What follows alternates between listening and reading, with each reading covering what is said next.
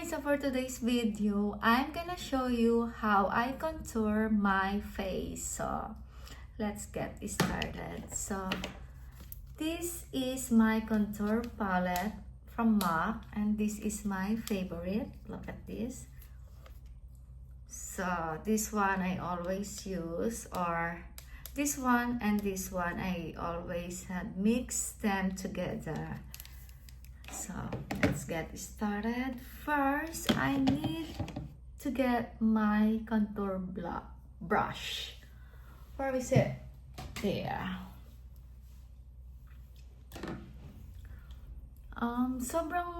Sorry, I'm gonna speak my language. I'm gonna speak Tagalog, but for sure I'll have the translation. So if you want to understand what I'm saying, just read the caption or the translation, whatever.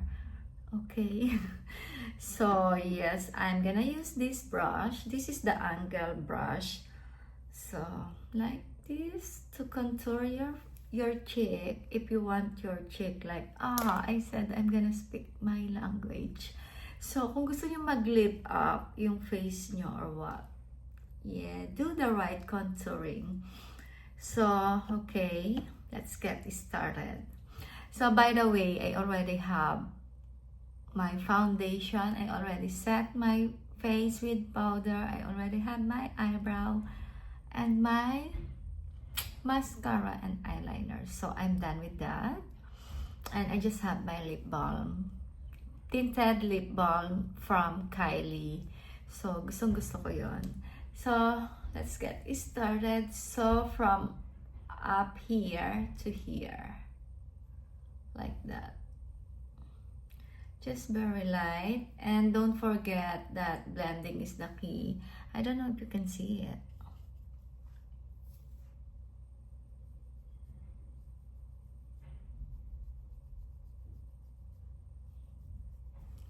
There, can you see it?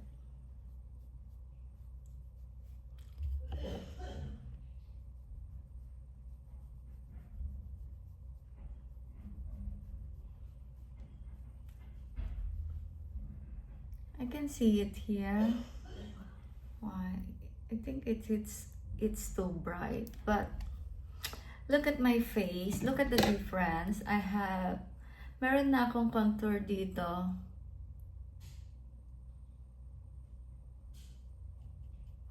Meron na akong contour dito. Tignan niyo yung difference, 'di ba? Parang dito parang mas flat na siya na naka-lip up.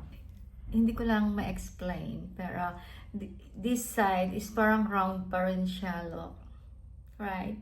So this side mas pa rin siya, mas round pa rin siyang tignan kaysa dito, may dimension na siya. So this is the power of contouring. So let's do the other side. Oh, there. Can see now. So there.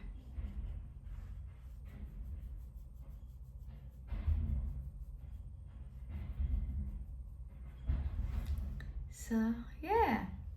Now they're even already. Next is here.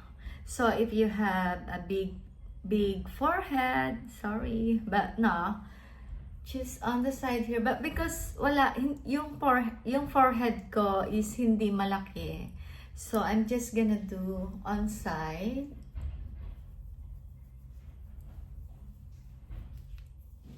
So here on side and the other side. So, in Philippines, makeup artist ako ng matagal, like 13 years. And meron akong makeup workshop there. Tapos, nagtuturo ako ng makeup.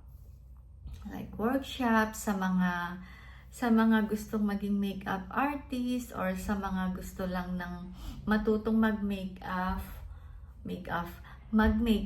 ng pang personal lang nila. Para pag may event sila, hindi na nila kailangan mag-hire pa ng makeup artist. So, dito sa jawline, because dahil wala naman akong, hindi malaki yung jaw ko, like panga, in Tagalog, this is panga.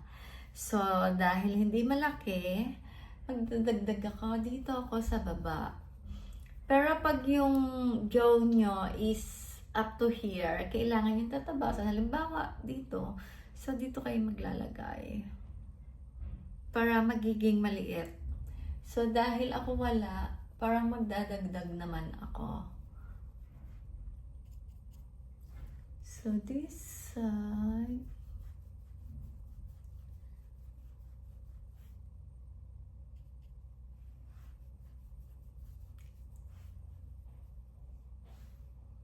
There, I'm happy with this. Just very light. And then, nose. Sa mga flat nose dyan, sa mga flat nose dyan, ganito gawin nyo. Always tap your brush para sa mga excess product, para hindi siya yung brush ko.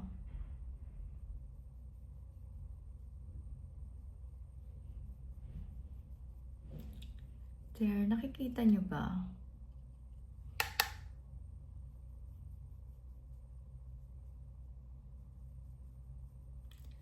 Tapos kailangan i-blend nyo mabuti.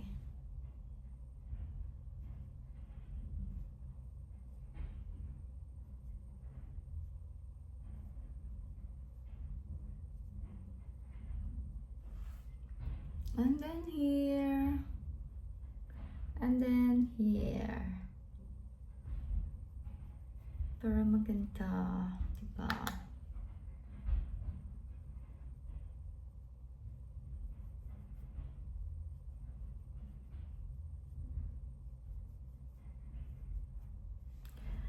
Tapos kukuha ko ng, asan yung isang brush?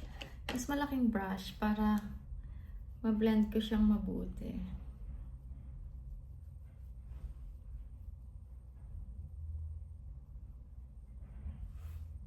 Kita niyo ba?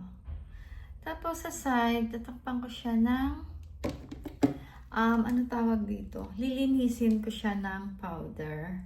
Dapat, yung setting powder ko, pero pwede naman na rin dito. Kasi andito, eto na yung nandito sa harap.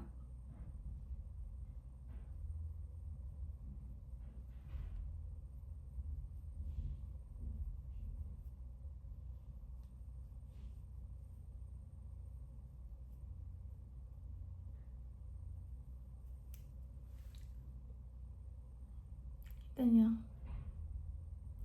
And then, I don't know bakit parang hindi siya makita sa camera, pero I really like it. There. Or baka masyadong bright lang yung cellphone or what. But the nose, I love it. And then, highlights. Sige, highlights natin siya. Ng very light. Dito. And then, pero ako kasi gusto ko rin yung buong nose na highlight ko.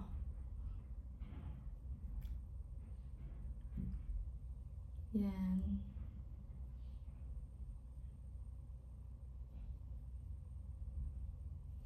Ayan. Tapos na. Ayun. And then, ayan, tapos na ang ating contouring. So, itutuloy ko na. Gusto niyo bang ituloy ko na? Gagawin ko na rin hanggang blush on. So, contour, blush, and highlight. So, itutuloy na natin siya ng blush on. So, I'm gonna use the Charlotte Tilbury blush. So, very light lang.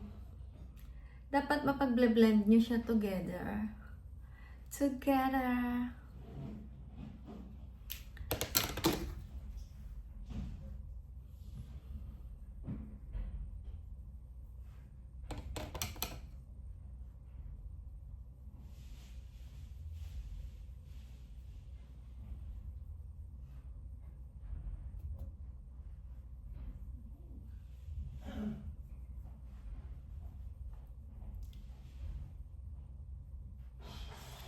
there. And then the highlights. So I'm just gonna use the highlights from my contour palette.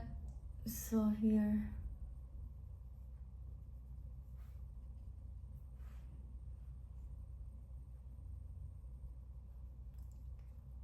So that's it. So this is the contouring and blushing. So I'm gonna show you without the light. There. It's nice, right?